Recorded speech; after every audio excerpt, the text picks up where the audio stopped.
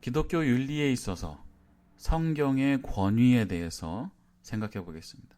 기독교 윤리에 있어서 그리스도인들이 윤리적 판단을 하고 윤리적 사고를 함에 있어서 윤리적 행동을 취함에 있어서 성경이 갖는 권위는 과연 무엇이고 우리가 어떻게 이해할 수 있는 것일까에 대해서 한번 생각해 보겠습니다. 윤리적인 판단, 사고, 결정, 행동이라고 하는 것은 굉장히 복잡한 것입니다. 특히 그 이유를 우리가 생각함에 있어서 상당히 복잡함을 느낄 수밖에 없습니다. 예를 들어 음주운전이라는 그 사안이 있다고 할 때 음주운전을 우리가 하지 않는다라고 할 때 그 이유는 무엇일까에 대해서 한번 정말 그 진솔한 수준에까지 한번 깊숙하게 한번 생각을 해보면 어떤 사람은 그것이 윤리적으로 옳지 않기 때문에 안 하는 사람이 있을 것이고 또한 어떠한 경우에는 그것이 법적으로 금지되어 있기 때문에 안 하는 사람이 있을 것이고 어떤 사람은 그의 그 운전면허 취소에 해당하는 그런 벌점을 더 이상 받지 않기 원하기 때문에 그것을 피하기 위해서 단순히 안 하는 사람이 있을 것이고 또 어떤 사람은 본인이 혹은 본인과 관련된 다른 사람이 과거에 음주운전과 관련된 좋지 않은 경험이 있기 때문에 그 경험으로 인해서 안 하는 사람이 있을 것이고 또 어떤 사람은 어떤 그 공식적인 법적인 처벌을 받지 않기 위해서 또 어떤 사람은 그 이후에 내가 받을 수 있는 어떤 사회적인 주변의 어떤 비판이나 또는 내가 느끼게 될 어떤 부끄러움이라든지 이런 것들을 피하기 위해서 안 하는 경우가 있을 것입니다. 그래서 이 각 사례에 따라서 가장 중요하게 생각하는 그 이유가 굉장히 다르고 또한 다를 뿐 아니라 여러 이유가 복합적으로 맞물려서 이루어지기 때문에 이 윤리적인 판단이라고 하는 것은 굉장히 복잡하다는 것을 알 수가 있겠습니다. 그래서 이러한 복잡한 상황에서 또 이제 지나가는 과정에서 한번 또 우리가 고민해 볼 수 있는 것은 과연 이와 같은 복잡한 이유들 중에 정말로 우리가 그 실생활에서 정말 중요하게 느끼는 그 판단, 그 기준, 이유는 솔직히 말하면 뭐냐라는 것도 우리가 생각해 볼 수 있겠죠. 네. 이와 같은 그 이 복잡성을 앞에 두고 그리스도인들이 여기서 고려해야 되는 것은 바로 뭐냐면 이러한 복잡성을 해결해 줄 수 있는 하나의 근거, 원천이 있는데 그것은 바로 성경이라는 것입니다. 그래서 궁극적으로 그리스도인들의 도덕적 판단, 궁극적인 어떤 기준과 근거는 이제 성경인데 성경은 이 기독교라고 하는 종교의 궁극적인 권위를 가지고 있는 것이고 또한 성경은 하나님의 말씀이므로 성경의 내용은 진리로 우리가 받아들이고 있기 때문에 이 성경이 과연 이 도덕적 판단의 복잡성과 관련해서 어떠한 의미를 갖는 것인가를 우리가 생각해 봐야 되는 것입니다. 이것과 관련해서 우리가 추가적으로 물어봐야 될 두 가지 질문이 있는데 첫 번째는 방금 말씀드린 대로 기독교 윤리적 어떤 그런 판단과 행동을 함에 있어서 과연 성경의 권위란 무엇인가를 우리가 생각해 봐야 되고 두 번째로는 성경에 굳이 나타나 있지 않은 그런 이슈들 시대적인 그런 차이 또는 환경적인 차이에 의해서 예를 들어 방금 예를 든 음주운전과 같은 그런 예들은 성경에 나오지 않지 않습니까? 그래서 이런 경우는 우리가 어떻게 판단해야 될 것인가? 이런 것들이 또한 중요한 질문이 되겠습니다. 이와 관련해서 제프리 사이커라고 하는 분은 우리가 성경이 기독교 윤리적인 그런 이슈와 관련되어서 우리가 물어야 하는 5가지 중요한 질문이 있다고 제안을 했는데 그 5가지 질문은 다음과 같습니다. 첫 번째로 과연 성경의 어떤 부분을 우리가 사용할 것인가입니다. 성경의 어떤 부분을 어떤 이슈에 적용해서 사용할 것인가. 두 번째로 성경의 저자들은 해당 내용을 어떻게 사용하고 있는가. 예를 들어 하나님이 주신 명령으로 제시하고 있는가 아니면 어떤 편지에 담겨 있는 어떤 권고로 제시하고 있는가. 그러니까 어떤 성격으로 그 텍스트에 해당 내용이 제시되고 있는가. 세 번째 질문은 그럼 과연 성경의 이 텍스트, 이 스크립처의 권위를 우리가 어떻게 생각해야 될 것인가. 그리고 네 번째로 성경에 있는 각 부분들의 내용을 우리가 어떻게 해석해서 적용할 것인가. 어떻게 해석할 것인가. 해석에 다양한 접근법이 있을 수 있겠죠. 해석의 문제. 그리고 마지막으로 그래서 궁극적으로 성경과 기독교 윤리는 어떠한 관련을 맺는 것인가. 근데 이 5가지 질문을 제가 보기에 하나의 질문으로 만약에 통합을 한다면 그것은 간단하게 뭐라고 할 수 있냐면 과연 성경이란 우리에게 무엇인가. 특히 윤리적인 판단과 행동을 우리가 고려함에 있어서 성경이란 과연 우리에게 무엇인가.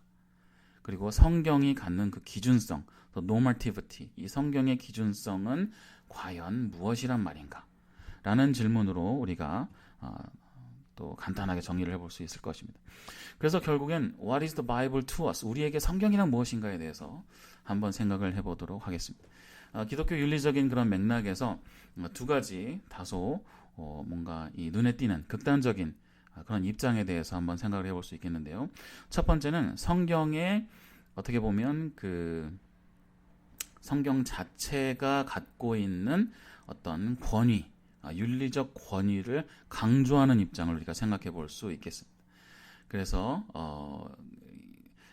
예전에 그 예일대 신학교 교수셨던 데이비드 켈지 교수님 같은 경우는 성경 그 텍스트 자체에서 우리가 발견할 수 있는 그 기준을 대단히 강조하셨습니다. 그리고 성경에서 제시되고 있는 그 윤리적 기준들은 언제나 적용되어야 한다라고 하는 그런 입장을 제시한 것이죠.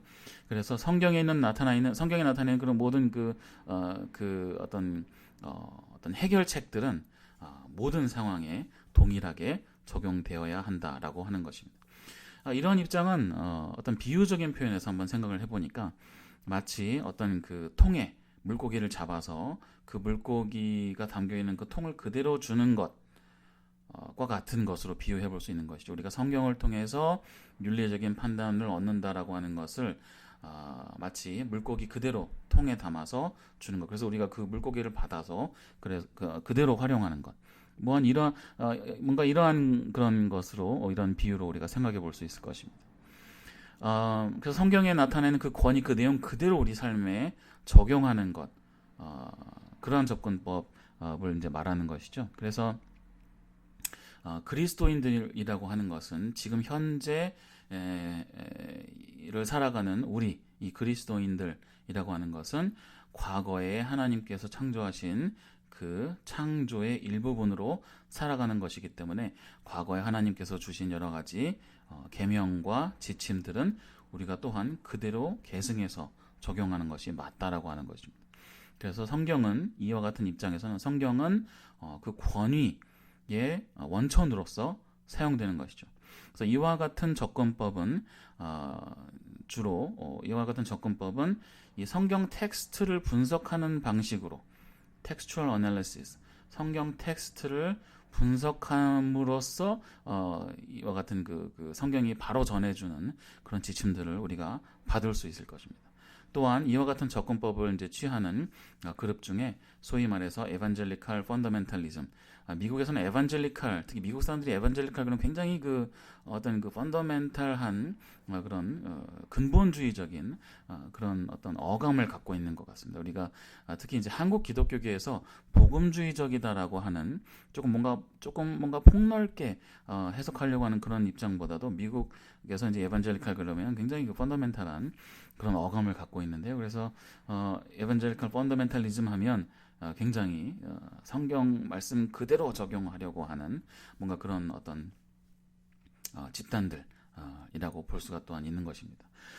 이와는 조금 달리 2번째 종류의 그런 접근법이 있을 수 있겠는데 이 접근법은 뭐냐면 성경에 있는 내용 그대로 우리가 물려받아서 삶에 적용하는 것이 아니라 이 그리스도인들의 공동체, 그 공동체에서 거기에서 발생하는 기독교적인 그런 기준들의 이 강조점을 두고 있는 그런 입장이라고 볼 수가 있는 것입니다. 성경 그 자체에서 나오는 그런 기준이라기보다는 성경 말씀대로 살아가고자 하는 하나님의 뜻대로 살아가고자 하는 그리스도인들의 공동체에서 발생하는 그 기준들을 윤리적 상황에 적용하고자 하는 접근법이라고 볼 수가 있는데 이러한 접근법은 특히 스탠리 하워와스라고 하는 또 듀크 신학부 교수님의 어떤 입장이라고 볼 수가 있는데요. 이 입장에 따르면 성경에 주어져 있는 그런 이 다양한 이 결론, 지침, 사례들은 그 맥락이 지금 우리가 겪는 또 지금 우리라고 하더라도 각 사람들마다 각 사례들마다 그 환경을 둘러싸고 있는 그 맥락이 매우 다양하고 다르기 때문에 그대로 성경에 나타나 있는 사례와 판단과 지침들을 그대로 적용할 수는 없다. 그렇기 때문에 이 그리스도인들의 공동체에서 우러나오는 그 기준을 적용하는 것이 더 적합하다라고 하는 것이죠. 그래서 여기서 이제 중요한 것은 바로 뭐냐면 성경이 권위를 갖기는 갖되 성경을 통해서 나타나는 하나님의 뜻의 원칙, 특히 인간을 향하신 사랑과 자비라고 하는 하나님의 뜻, 그러한 하나님의 원칙, 그 뜻의 원칙을 받아서 그 뜻과 원칙대로 그리스도인들의 공동체에서 여러 가지 것들을 판단하고 그 맥락화된 그런 판단, 맥락에 따른 판단, 그 판단을 통해서 윤리적 기준이 드러나게 된다라고 하는 것입니다. 그래서 이와 같은 입장에서는 성경을 무엇으로 보냐면 낚시하는 법을 가르쳐주는 것으로 본다고 볼 수 있는 것입니다. 앞서 말씀드린 그 입장에서는 이 버킷에 물고기들을 담아서 그대로 전해줘서 우리는 물고기를 받아 먹는 것으로 본다면 이 두 번째 입장에서는 뭐냐면 피싱이죠. 그 피쉬와 피싱이라고 뭔가 이렇게 비유적으로 표현해 볼 수 있는 것인데 피싱, 낚시하는 방법. 예를 들어 성경이라고 하는 것은 낚시하는 방법을 가르쳐주는 것이고 결국엔 우리가 낚시를 직접 해서 물고기를 잡아서 우리가 스스로 먹어야 되는 것이죠. 그래서 그 방법대로 예. 그래서 성경을 보는 관점이 이렇게 다르다는 것을 알 수가 있는 것입니다. 그래서 이와 같은 이 두 번째 입장에서는 이 현재를 살아가는 이 그리스도인이라고 하는 것은 뭐냐면 이 고린도후서 5장 11절에 나타나 있는 말씀과 같이 새로운 창조물, 새로운 피조물로서 살아가는 우리, 즉 하나님과의 관계 속에서 새롭게 되어가는 과거에 성경의 가르침이 있고 그 가르침을 이어받으면서 동시에 새로운 장을 열어가는 그러한 존재로서 우리 그리스도인들이라는 그런 관점이 되는 것이죠. 그래서 이러한 관점에서는 성경은 어떤 그 정당화의 어떤 근거로서 사용되는 것입니다. 단순한 권위의 근거가 아니라 우리가 어떠한 것들을 정당화해 가는 그러한 근거로서 성경이 활용되는 것이죠. 그래서 각 성경에 나타나 있는 역사들, 그런 사건들의 역사적 배경들 우리가 분석해 봄으로써 그 원리들을 우리가 파헤쳐 나갈 수 있는 것인데 또한 이것은 비판적인 입장에서 볼 때는 또 너무나 자유주의적인 신학이다라고 또한 비판받을 수가 있는 것 같습니다. 그래서 첫 번째 입장이 마치 evangelicals fundamentalism이라고 비판을 받을 수 있는 것처럼 또한 이와 같은 두 번째 입장은 liberal theology라고 비판을 받을 수 있는 것이죠. 이와 같은 이 두 가지 입장이 실제 사례에 어떻게 적용될 수 있는지 한번 생각해 보겠습니다. 마태복음 19장 16절에서 22절에 나타나 있는 그 젊은 부자 청년의 이야기가 있죠. 이 부자 청년의 이야기를 보시면 과연 내가 어떻게 하여야 더 완전해질 수 있습니까? 하는 이제 질문을 예수님께서 받으시자 너에게 주어져 있는 계명을 다 그대로 하라. 그래서 이 부자 청년이 내가 이 계명을 다 했습니다. 그대로 다 했습니다. 그랬더니 예수님께서 뭐라고 하시냐면 여기 보이시는 21절에 보이시는 바와 같이 정말 그 완전해지길 원한다면 가서 너의 모든 재산을 다 팔고 그리고 그 돈을 가난한 사람들에게 다 주고 왜냐하면 그렇게 하면 하늘나라에 너의 재산이 쌓일 것이기 때문에 그리고 나서 나를 따르라 라고 하는 그런 지침을 내리시는 거죠. 예수님께서. 네. 요 다음 반응에 대해서는 요 이후에 다시 말씀을 드리겠습니다만은 이 예수님의 이 말씀에 대해서 우리는 어떻게 받아들이는 것인가? 만약에 첫 번째로 A의 입장에 따라서 이 말씀을 그대로 받아들인다면 그리스도를 따르는 우리 모두 어떻게 해야 될까요? Go sell your possessions, our possessions, and we should give our money to the poor. 우리의 모든 돈을 가난한 사람들에게 나눠주고, and then we could follow Jesus. 우리가 예수님을 따를 수 있을 것입니다. 그죠? 그래서 이와 같은 이 가르침을 그대로 받아서 우리 삶에 적용하려고 하는 것이 바로 A의 입장이 되는 것입니다. 이와 같은 입장을 다른 사례들이 있었죠. 예를 들어 수도원 운동이라든지 우리가 기독교 역사에서 살펴보았던 그 수도원 운동들, 철저하게 청빈한 삶을, 무소유의 삶을 살려고 했던 그 그리스도인들, 또한 또 이 수도원 운동에서 이 프란치스칸 오더, 중세에 있었던 프란치스칸 오더에서 강조했던 거룩한 가난함, 거룩한 빈곤, 어떤 그 개념들, 그리고 또한 그뿐 아니라 초대교회부터 중세 그리고 근세, 또 한국교회 역사에서도 여러 차례 발견되는 정말 그 성결하고 거룩한 빈곤, 그 빈곤의 사례들, 우리 목회자에게서도 발견되고 또 우리 성도들에게서도 발견되는 그 여러 가지 그 사례들, 이것이야말로 이 A의 접근을 실제 삶에 적용한 그러한 사례라고 볼 수가 있는 것입니다. 반면에 그러면 두 번째 사례, 이 B의 입장을 또 적용하면 어떻게 될까요? 특히 이 현대 사회를 살아가는 우리의 입장에서는 시장 경제와 민주주의 사회, 또 자유로운 그런 사회를 강조하는 이런 입장에서 우리가 하나님께 일용할 양식을 달라고 기도하고, 또한 여러 가지 하나님의 인도하심과 축복과 자비를 우리가 또 바라고 강조하는 그런 입장에 있기 때문에 모든 것을 다 버리고 하나님을 따르는 그런 사례도 있을 수 있겠습니다만은, 그와는 달리 하나님의 어떤 자비와 축복 가운데에서 어떤 그 자비와 축복에는 또 이제 물질적인 부분이 포함되는 것이죠. 네. 그런 가운데에서 우리가 신앙생활을 하는 경우도 많은 것이고, 많은 것뿐 아니라 하여간 많은 분들이 그렇게 이제 신앙생활을 하고 계시는 거죠. 지금 현대를 살아가는 우리 중에 모든 것을 다 버리고 예수 그리스도를 따라가는, 정말 과거의 그 수도원을 살아가는 그분들과 같이 살아가는 분들이 또한 대다수인 것은 아니잖아요. 네, 그렇기 때문에 우리는 알게 모르게 B를 적용하고 있는 것인지도 모르겠습니다. A가 맞다고 생각하면서 우리는 알게 모르게 B와 같은 그런 방식으로 성경을 적용하고 있는 것이 우리 윤리적인 판단과 삶에 있어서. 또 다른 이슈를 생각해 보면 이 abortion, 이 낙태의 문제를 생각해 볼 수 있는 것입니다. 그래서 출애굽기 20장 13절에 보시면 살인이 분명히 금지되어 있죠. 살인하지 말지니라. 그래서 낙태라고 하는 것은 또 이제 그 인간의 정의를 또 어느 시점부터 해야 되는지 또 다양한 입장이 있습니다만은, 이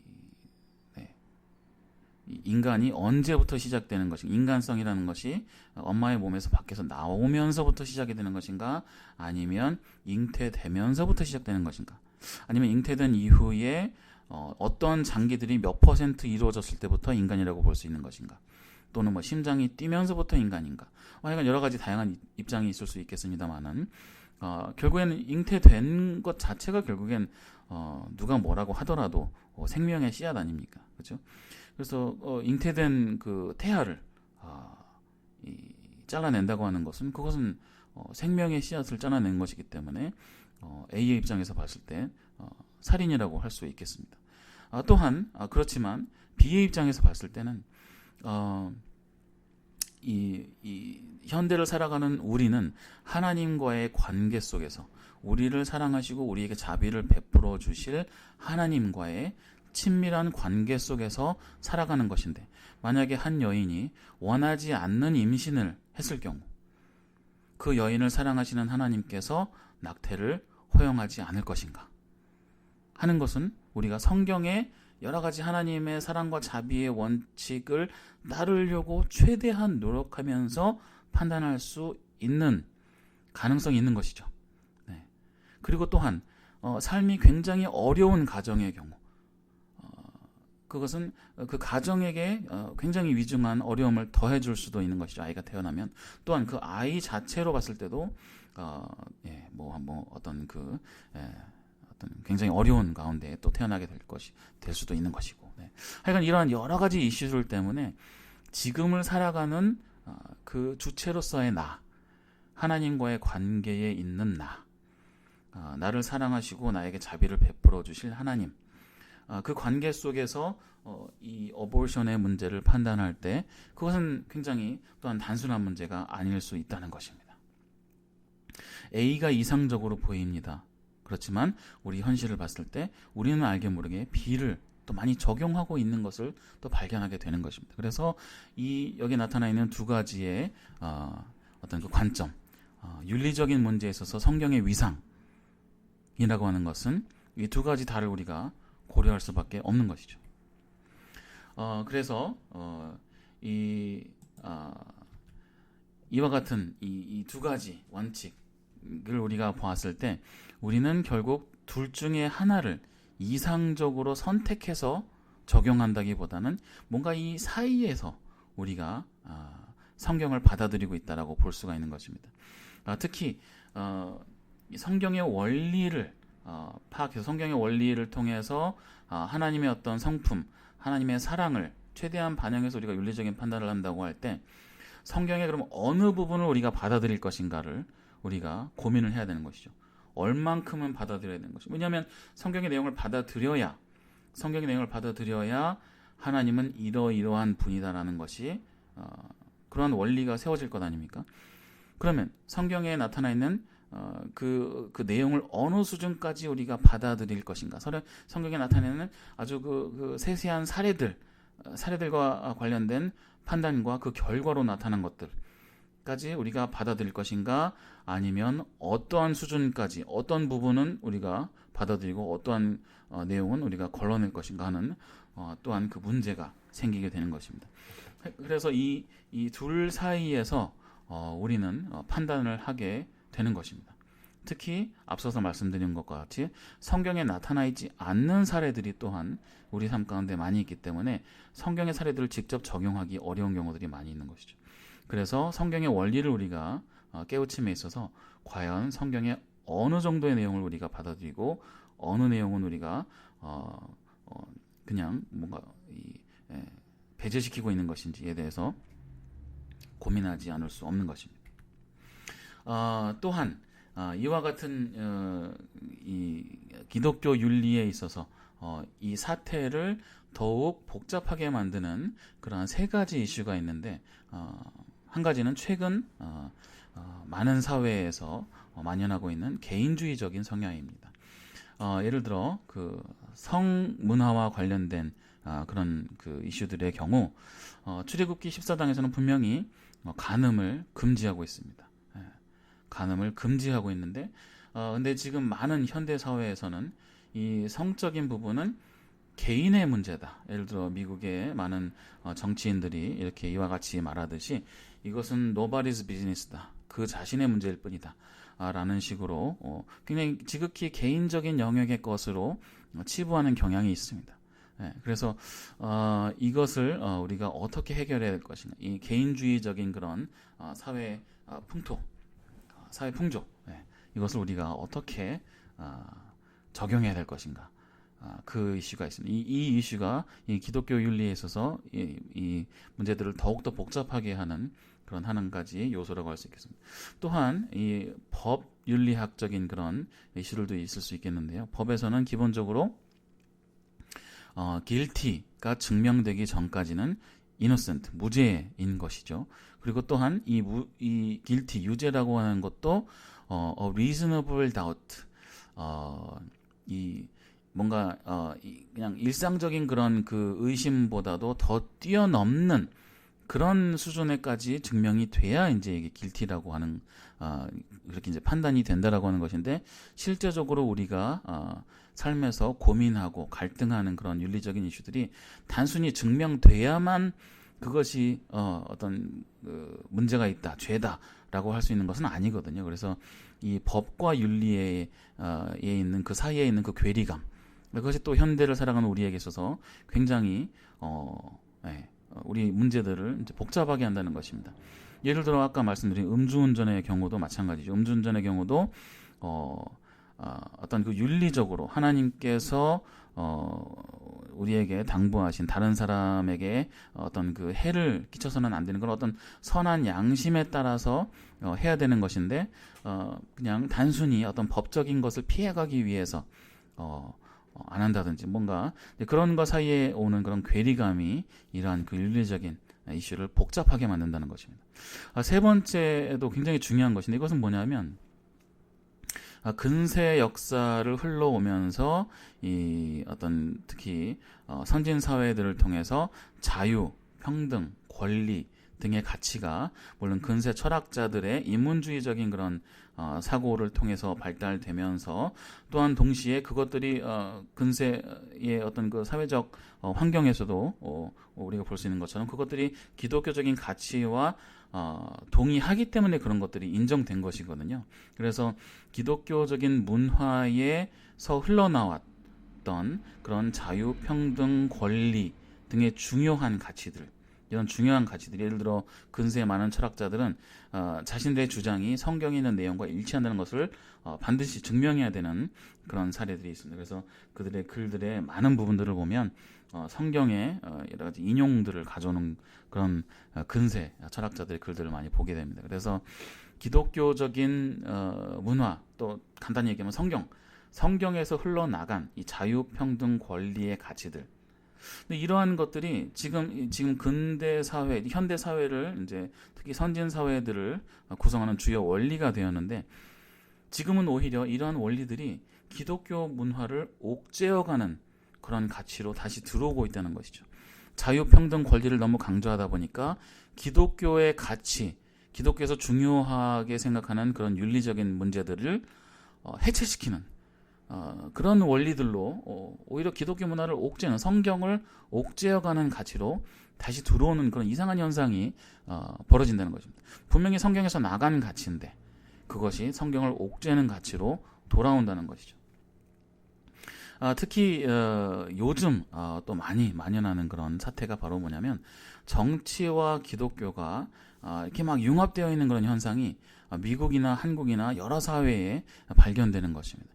이 정치적인 이슈 또는 이 당파적인 갈등, 싸움 이런 것들이 기독교와 맞물려서 이루어지는 것들을 많이 보게 되는 것이죠.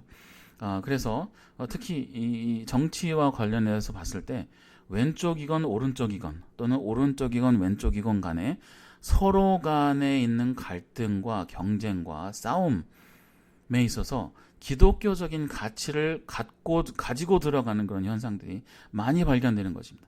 그것은 오른쪽이건 왼쪽이건 오른쪽이건 똑같이 발견됩니다.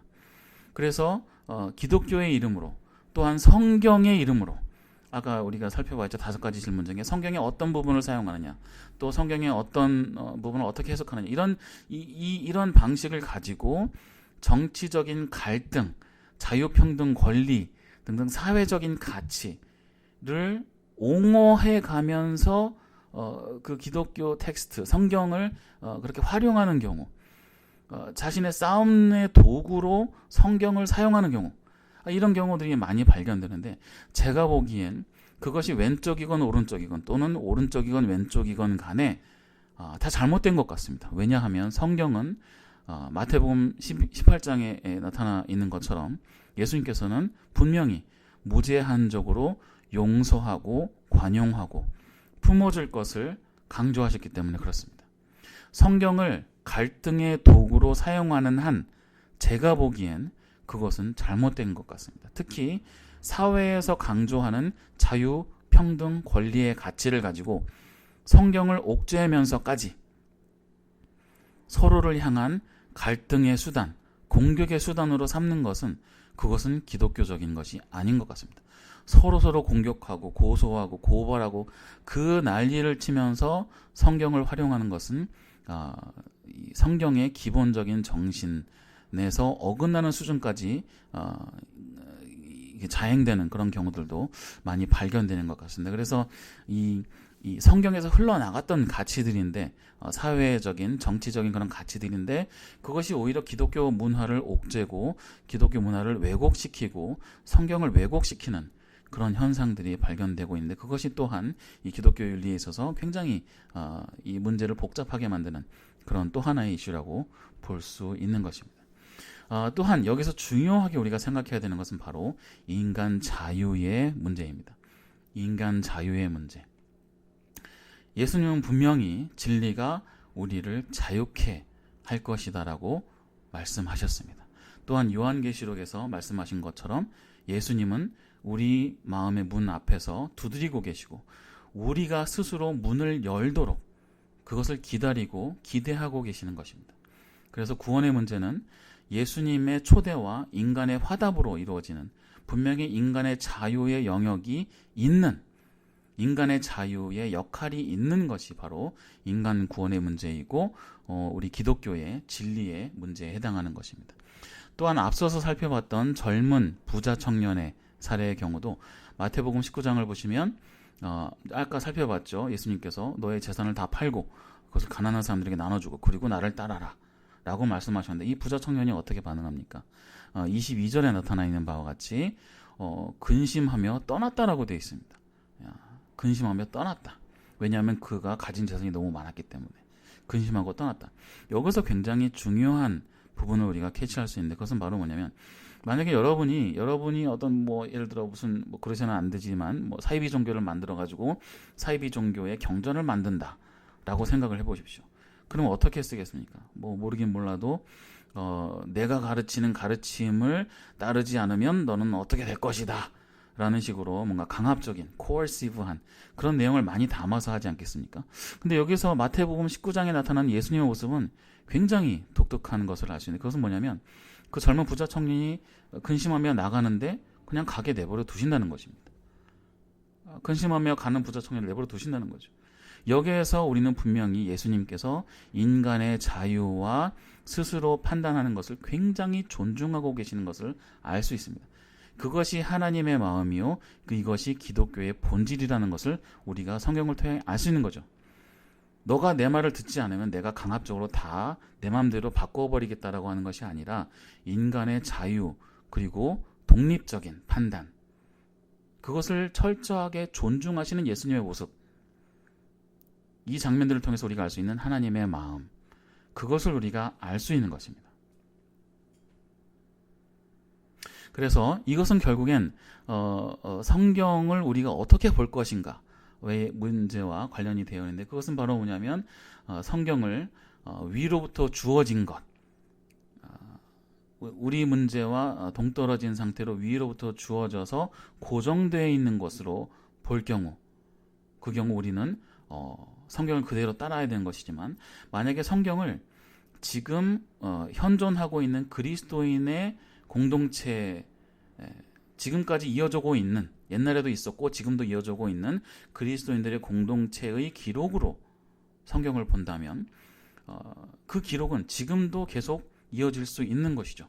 왜냐하면 그리스도인의 공동체가 하나님과의 관계 속에서 특히 인간의 자유와 독립적인 판단을 존중해 주시는 그 하나님과의 조화롭고 사랑하는 그 관계 속에서 이어지고 있는 지금도 이어지고 있는 성경적 공동체 그 공동체의 삶을 통해서 지금도 많은 판단들이 이루어지고 있는 것이죠.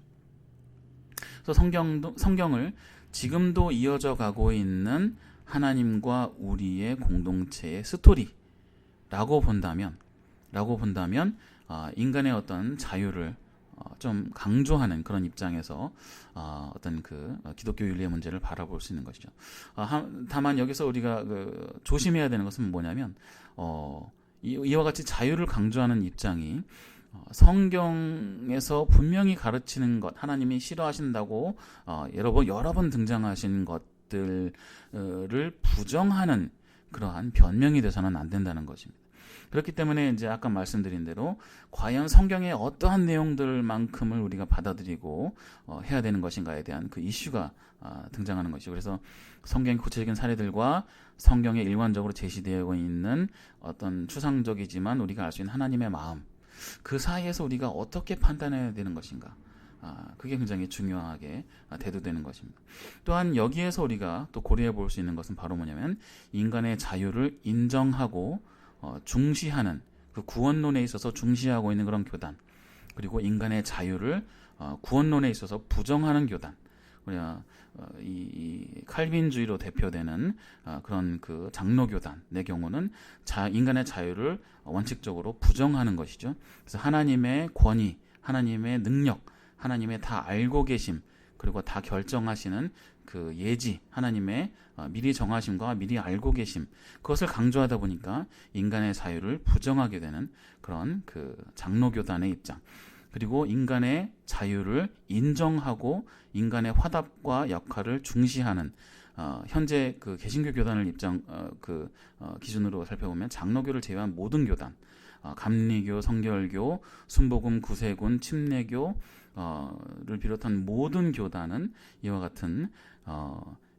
그런 입장을 취한다라고 볼 수 있는 것이죠. 그래서 또한 여기서 고려해야 되는 것은 종교개혁의 어떤 이론적 완성을 이뤄냈던 칼빈의 업적과 위대한 업적과 칼빈주의라고 하는 나중에 이 알미니안주의를 배격하면서 나중에 생겨나게 된 칼빈주의, 칼빈과 칼빈주의를 또 구분할 수 있어야 된다고 볼 수 있는 것입니다. 그래서 자유를 부정하는 교단은 어떤 입장을 취할 수밖에 없을까요? 하나님께서 주신 그 말씀으로서의 성경, 그 권위를 전혀 흔들 수가 없는 것이죠. 그래서 굉장히 어떻게 보면 성경 중심적 사고를 할 수 있는 강점은 있을 수 있겠습니다만은 또한 유연하지 못하다는 그런 단점이 있을 수 있겠습니다. 반면에 인간의 자유를 인정하고 중시하는 다른 모든 개신교단, 장로교를 제외한 모든 개신교단들, 또한 이제 가톨릭도 여기 포함됩니다만은 인간의 자유를 인정하고 그 역할을 중시하는 그런 교단들의 경우는 상당히 유연한 사고를 할 수 있고 성경에 나타나 있지 않은 많은 사고들을 판단함에 있어서 성경을 최대한 따르려고 하되 하나님의 마음을 받아들여서 또 인간을 사랑하시는 그런 인간들을 고려하면서 하는 그 유연성은 있을 수 있다고 볼 수 있겠습니다만은 방금 또한 경고한 바와 같이 이러한 자유를 성경에 분명히 나타나 있는 것을 어떻게 뭔가 빠져나가려고 하는, 거기서부터 떠나려고 하는 그런 변명의 수단으로 사용해서는 또한 안 된다는 것입니다. 그래서 이러한 그 여러 교단들의 또한 장단점이 있다는 것을 또 잘 파악해야 할 것입니다. 그래서 이와 같은 성경, 기독교 윤리에 있어서 성경의 권위와 위치에 대해서 이와 같이 살펴보았습니다. 그럼 우리는 성경을 정말 그 권위의 원천으로 사용해야 될 것인가? 아니면 성경을 우리가 생각하는 정당화하는 그 원리의 원천으로 우리가 성경을 받아들여야 할 것인가? 이것은 하나님께서 부여하신 자유를 누리고 계시는 여러분들의 자유의 영역으로 맡겨드리겠습니다. 스스로 판단하시기 바라겠습니다.